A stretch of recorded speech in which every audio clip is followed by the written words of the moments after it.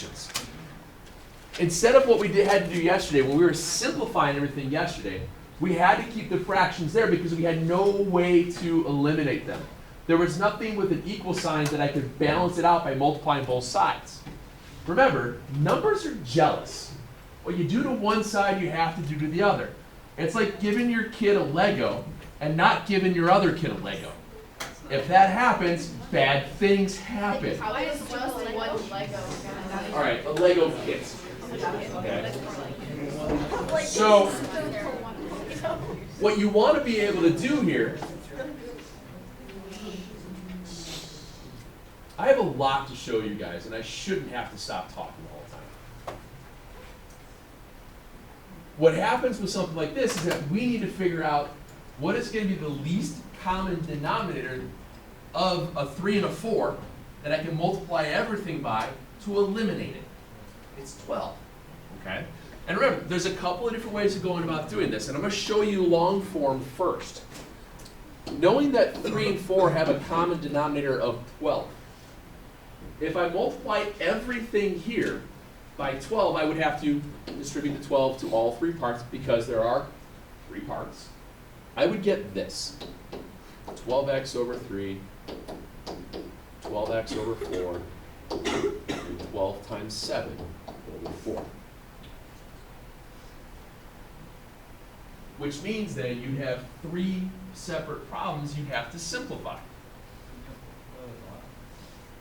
No, because watch what happens. What's 12 over 3? What's 12 over 4? 12 over 4 is? 3 times 7 is? 21. And the fractions are gone.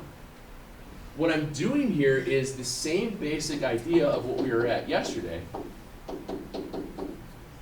but I don't have to show this step. Remember yesterday how we would write out the string of what the common denominator was in terms of like prime factors? And we went by each part, what was it missing and needed to be multiplied by? Well, if you think of this as the prime factors of 3 times, well, we'll just say 3 times 4. First fraction had a 3, it needed to be multiplied by 4. Second fraction had a 4, it needed to be multiplied by 3. Last fraction had a 4, it needed to be multiplied by 3. It's just a shortcut way of doing, instead of distributing, I can jump right to that. It's cleaner.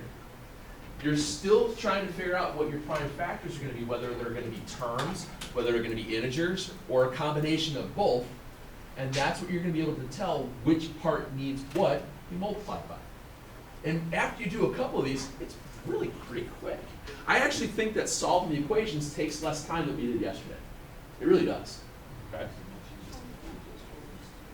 Look at this one. So I have, excuse me, I have x over 3 minus x plus 2 over 5 equals 2. So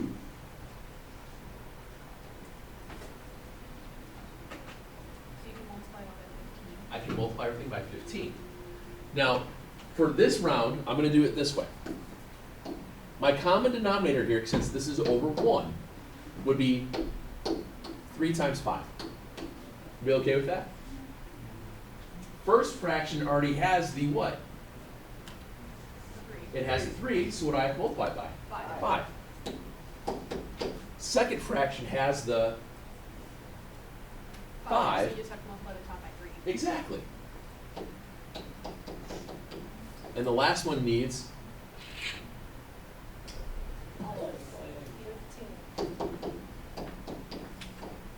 them both. And quite honestly, the biggest thing you'll screw up is you'll forget to distribute the negative. So 5x minus 3x minus 6 is 30.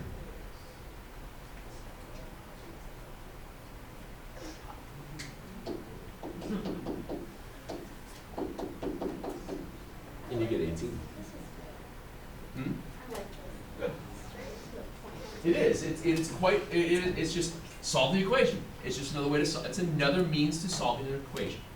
Now, one of the things I do want you guys to get in the habit of with these is that I want you to check your solutions, because sometimes the solution isn't the solution. So, yes, ma'am? What do you do if it isn't? Do you just say no answer? Or Right. try again? Yeah, try again. Wrong. Yeah, you just write that down. Try again. All right. Does not compute. Shiny number 5 is alive. Whatever. What's 18 divided by 3? 6. What's 18 plus 2? 20. What's 20 divided by 5? 4. What's 6 minus 4? 2. Did it work? Yeah. Yay! So is it a solution? Yeah, it works. It is possible, because you could factor. You might have a part where you have to factor something, and where you get 2 solutions. And if that's the case, you could have 2 solutions, 1 solution, no solution. It could be one of those. It could be 3 solutions. It just depends upon the problem. So, would you ever get a solution that's like not, like, doesn't work? Yeah, happens all the time. If you wait a second, we might find one. Oh, no. I don't do this one. I want to do this one. Huh? I don't know. I don't know which one is which. Excuse me.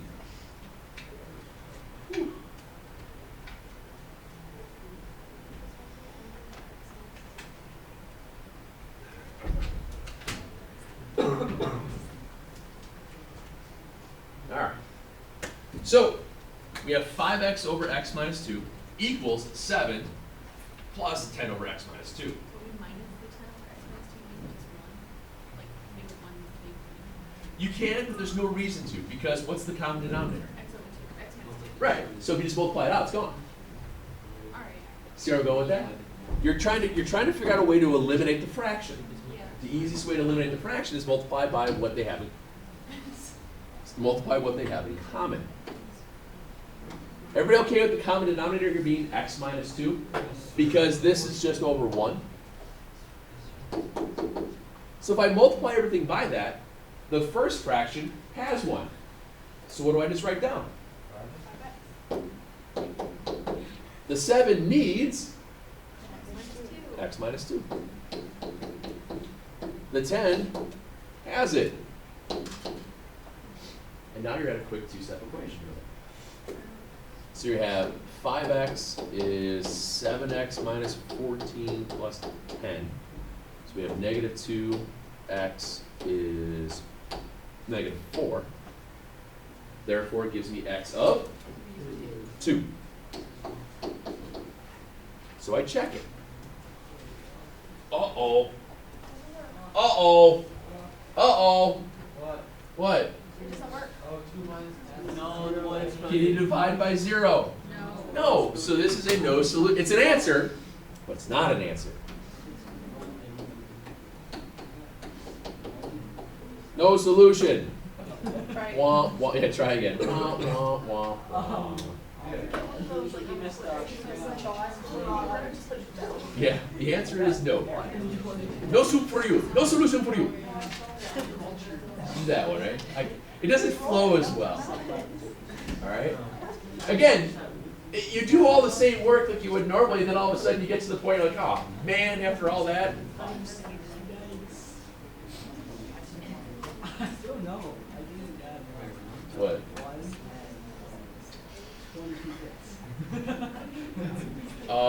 You're gonna need to not distribute like that anymore. Oh, Okay?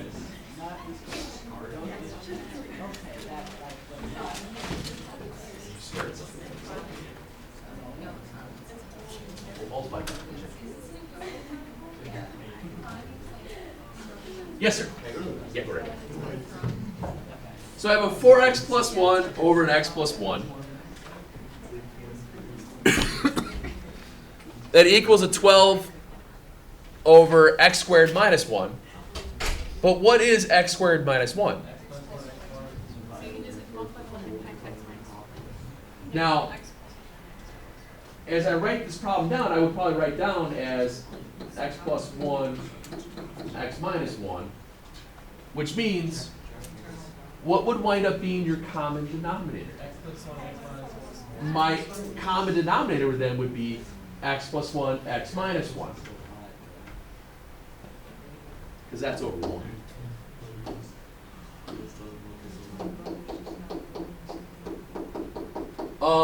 Suggestion for when you're doing these problems or your homework and whatnot, if you're, you know how you've got the vertical line on the left? The margin? The margin, forgot what it's called, thanks. Instead of starting your problem here, start it like in the middle a little bit. That way you've got room to write in your common denominators off to the side, if that makes any sense. It's preemptive spacing. These questions aren't really like technical. Yeah, and I've got some tricky ones I'll give you guys tomorrow. Okay. So first fraction, what does it need? X minus It needs the x minus 1. So we start with that. 4x plus 1, x minus 1. The second fraction has both of them, so I just write down 12. The third fraction needs both of them. So is it going to be easier for me to write it out as x plus 1, x minus 1, or would I write it out as x squared minus 1? X squared. I would do that because you know that you're going to have to FOIL it out anyway, so might as well make your life easier. It's going to wind up being that.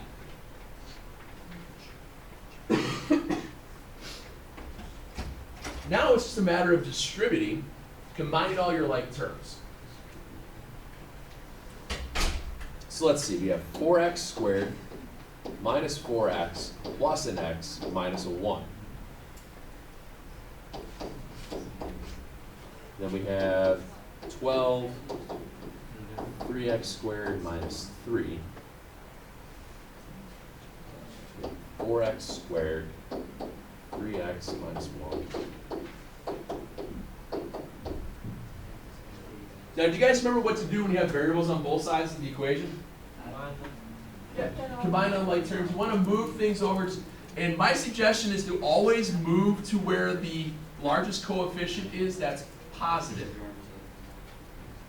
Move everything to the left in this case. Okay? So subtract your 3x, subtract your 9.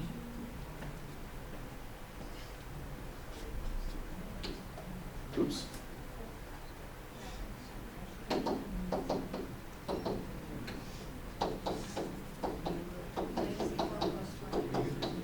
And I'm there. Okay? What times what's negative 10? You add together to get negative 3.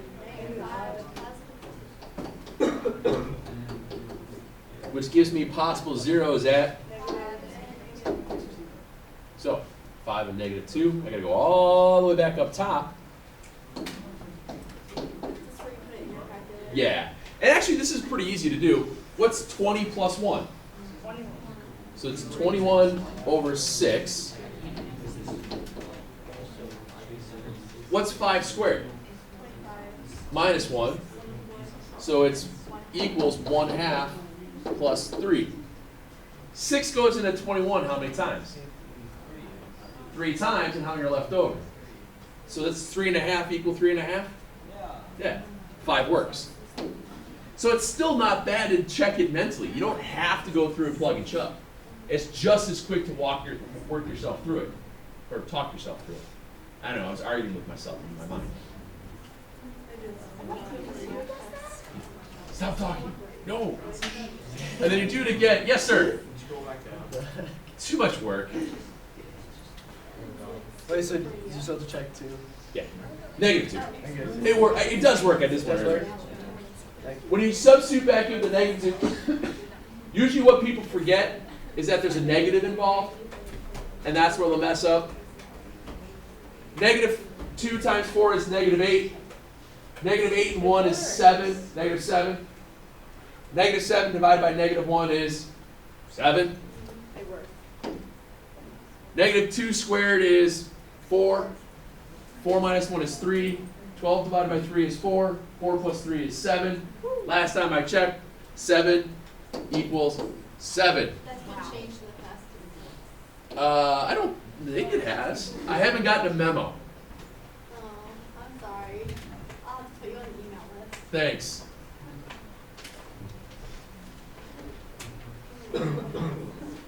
Eh?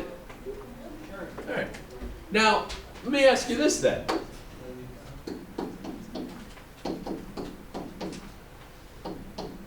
Now what do you do? It is. Don't you cross multiply? Why? Like, you have to put one for it. Correct. But more specifically with math, why do you cross multiply in this case? You're on the right track. Yes, ma'am. Wouldn't you simplify it just to make it easier?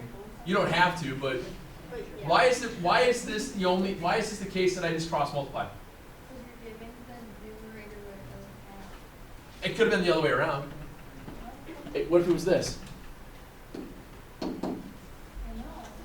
Like, it's the same thing, because if you did the common denominator, it would be 16x. So then the 3 doesn't have the 16, and the 4 doesn't have the x. So then. Okay. You're making it a lot more difficult. You're absolutely correct, but there's an easier way. What's the easy way? It's just fraction equal fraction. You're right. What your answer is the technical correct answer, because when you do your common denominator, you cross multiply it. That's how everything simplifies out. But the reason why it works, and the only time this works, is because whenever you have fraction equal fraction, with no addition or subtraction tacked onto either side, done. It's just like a 6th grade math. I mean, even if this was x minus 2, if that was x minus 2, that's still a fraction of 3 over x minus 2. I still just cross multiply to solve it. So all you have to do whenever you see fraction equal fraction is cross multiply. Okay. Now you'd be surprised the amount of times people will screw that up. Because they're like, oh, I just make this harder than I need to. Or they'll try to cross multiply when you can't. You can only cross multiply if it is in the format fraction equal fraction, and you only have the fraction sign. Okay? It's the only time this stuff works. Excuse me. So if I have 2 over x squared minus 1, and then I have 1 over x minus 1. Real quick though, what's x squared minus 1? Can I factor that? What do I get? Isn't that the same? So if I just write it like that and I cross multiply through, oh wait, I don't need to do as much work. Well, let me show you. So you get 2x minus 1 equals x times x minus 1. I cross multiply. What drops out? I can do this then because they're all written in terms.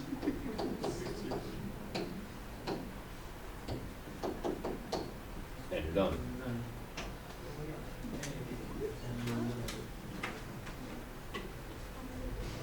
Fraction equal fraction is your friend because it's fast. Yeah.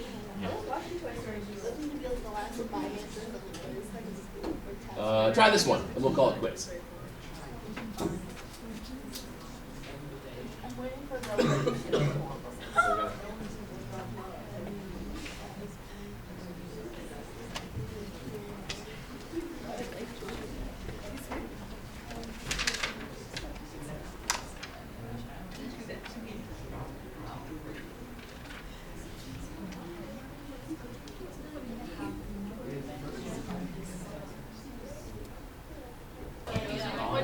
All right, so when you go ahead and cross multiply through, you're going to have 6 times the quantity x minus 2 is x minus 2 times the x minus 1, which means this goes away. You get 7 equals x. Yep. I got 8. What about the 2? What's that? Oh, I put it up, but then I wanted to see what it would be if I like actually boiled out. Okay, what did you get then? Oh, 7 and 2. okay. What happens if you have the 2? Oh, I see what happens here. In this case, if you do that, you do eliminate a possible value, because if you do put in 2, you get 0 equals 0. So if you do cross off this right off the bat, you no longer have the possibility of the answer being 2. So be cautious when you get to this. Don't try to jump the gun. I think I jumped the gun on this one here. Because you FOIL this out, what's it, minus 3x plus 2. So then we get plus 3x plus 14. No, was it? Minus 9. Oh, sorry. And then 14. So then you have x minus 7, x minus 2. So, And you can't do 2. well, you can do 2 because if you do 2, you get 0 equals 0. Isn't that true? Yeah. So be careful. Sometimes you might eliminate out. It wouldn't be so bad if you eliminate out if this was in the denominators. Yeah. Because remember when he talked about graphing some of these funky things? And the vertical. Yeah, and this is that case where you wind up with those donut holes and whatnot. So just be cautious with it. So you wind up with both of them there. Do those. 571. Yeah, it's 571. Just the next section over in the book.